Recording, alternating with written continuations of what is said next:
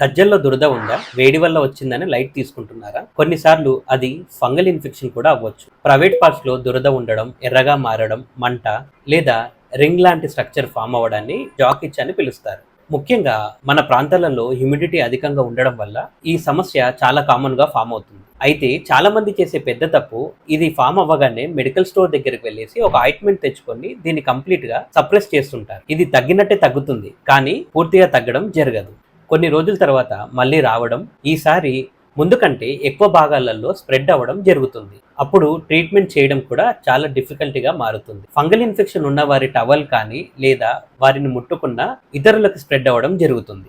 దీన్ని ప్రివెంట్ చేయాలంటే ఈ కొన్ని టిప్స్ ని ఫాలో అవ్వండి. జనరల్ గా ప్రైవేట్ పార్ట్స్ ని ఎప్పుడు నీట్ గా మరియు డ్రైగా ఉంచుకోవడం చేయండి. అలాగే టైట్ ఇన్నర్ వేర్స్ ని కాకుండా కాటన్ ఇన్నర్ వేర్ యూజ్ చేయడం చేయండి. సెల్ఫ్ మెడికేషన్ అవాయిడ్ చేయండి. మీలో ఎవరైనా ఈ సమస్యతో బాధపడితే మమ్మల్ని సంప్రదించండి. ఎందుకంటే హోమియోపతి ద్వారా ఫంగల్ ఇన్ఫెక్షన్ ని పూర్తిగా కంట్రోల్ చేయవచ్చు. మరీ ముఖ్యంగా హోమియోపతిలో ఎలాంటి స్టెరాయిడ్స్ ఉండవు కాబట్టి ఈ కండిషన్ రిపీటెడ్ గా రావడం పూర్తిగా తగ్గిపోతుంది. మరిన్ని ఇంట్రెస్టింగ్ వీడియోస్ కోసం ప్లీజ్ కైండ్లీ ఫాలో మోక్ష హోమియో.